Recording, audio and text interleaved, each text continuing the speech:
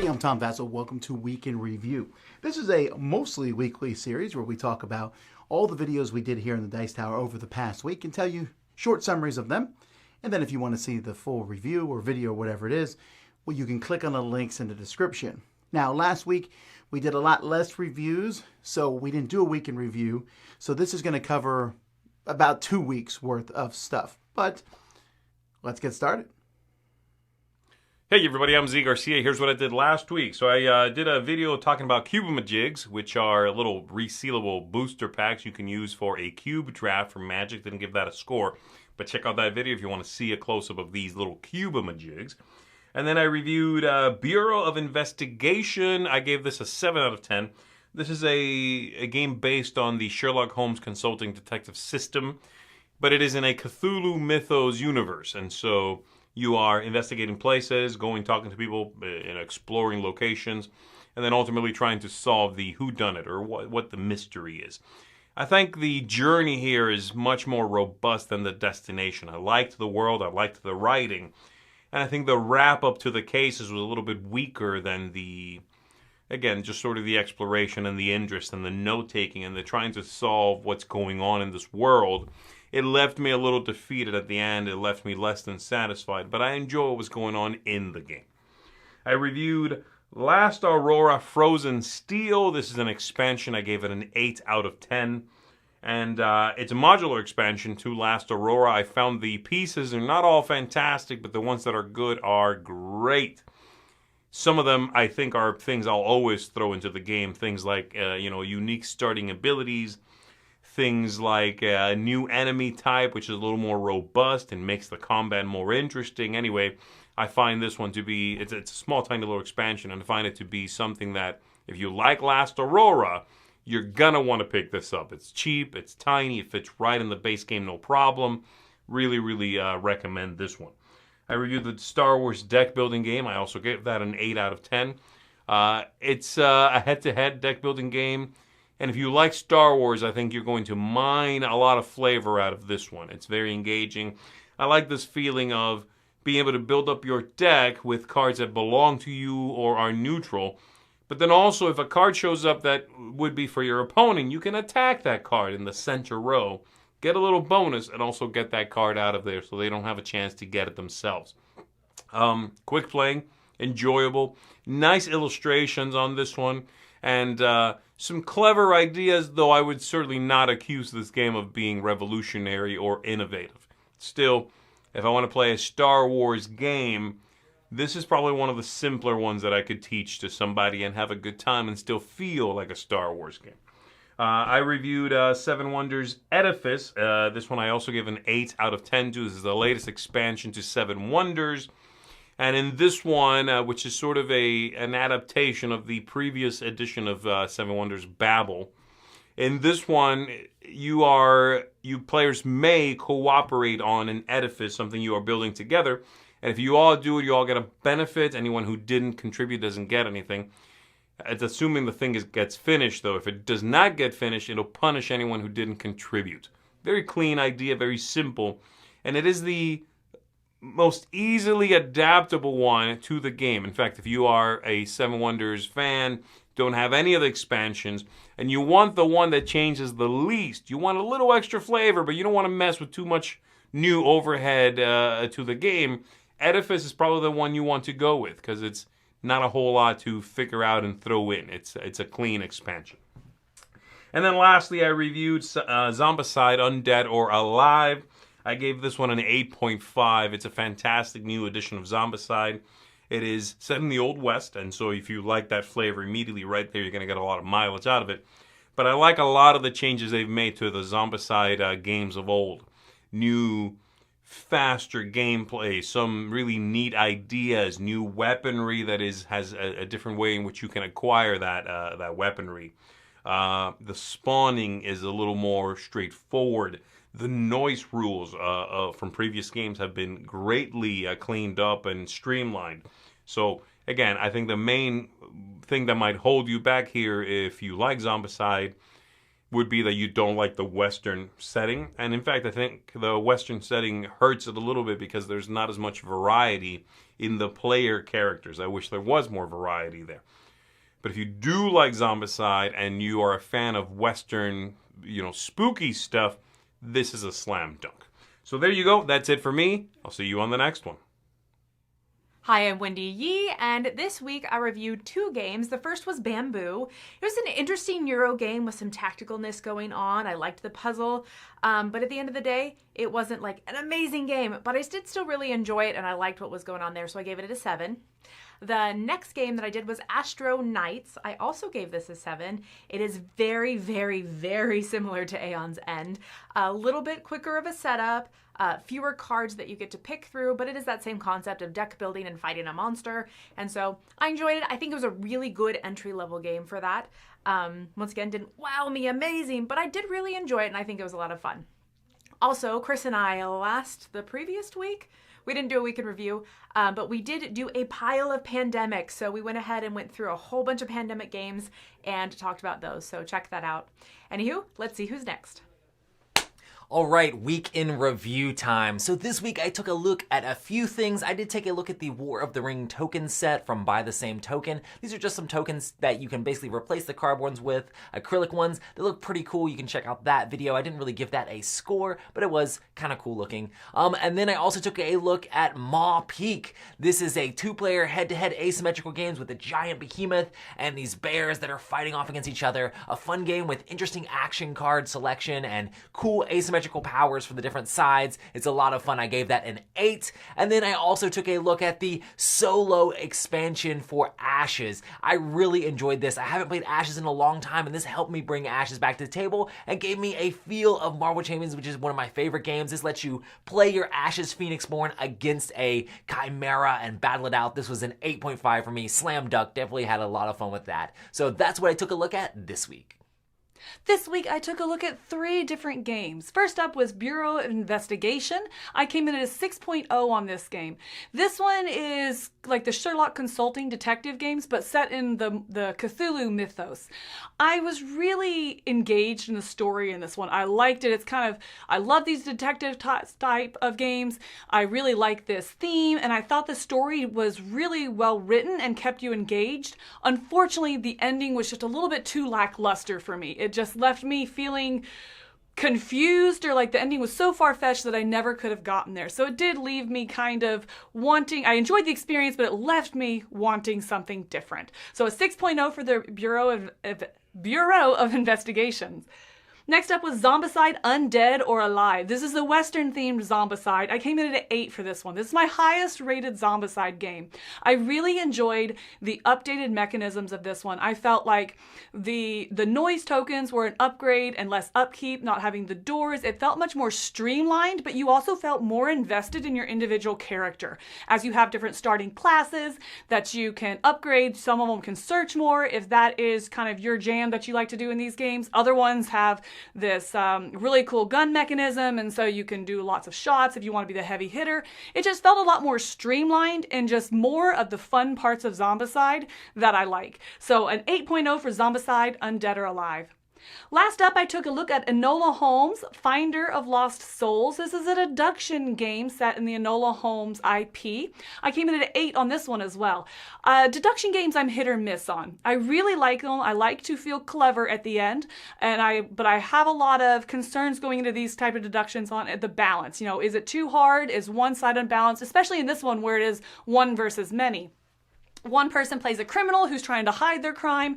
The other ones are detectives who are trying to unlock these clues in order to deduce what the crime was, which is a series of flower codes, if you will. So I really like this. I think that repeated plays really upped that score for me. The quick start guide was fantastic. We were able to get the game to the table and felt like we were playing it within like 20 minutes. That's fantastic. So I really liked this one, and I look forward to more plays of this one, Enola Holmes, Finder of Lost Souls. Let's keep it moving. Hey there everybody, it's Mike Delicio, and this week, actually last 2 weeks, I reviewed 5 different games, so let's talk about those in score order. First up we have the Galileo Project. This is a game that I gave a 7 out of 10 to. It is a card game essentially where you have differing kind of currencies red and blue tracks that are different types of currency. You also have these poker chips that are currency. You also have a science cube that's currency. Multiple currencies to move up individual tracks on your player board. You're getting cards that are going to be scoring conditions. It is an interesting game. I like the game, but it has a pretty steep learning curve, I think, for a game that is essentially a midweight game. And so I recommend it. I think it does some neat things, but you do need to be aware that there are some unintuitive aspects to it. I also reviewed Big Top, which is a small box auction card game from a designer most known for their trick-taking games. This is a unique take on auction games, and I gave this also a 7 out of 10. And the reason why is that I love auctions, and I love auction games, and I love unique takes on them. There aren't as many unique auction games as you might expect. And if you don't like them, this is probably you're gonna bounce off this, because it's a closed economy auction where when you make a bid, if there are cards in front of you, or if the card being auctioned has that number on it, you can place a coin on it, making the card essentially more valuable. And so it's a neat little hook. But if you don't love auction games and you already feel like you have trouble evaluating the value of something, this is not going to make that any easier. All right, next up, I reviewed the expansion for Furnace Interbellum. I gave this an 8 out of 10.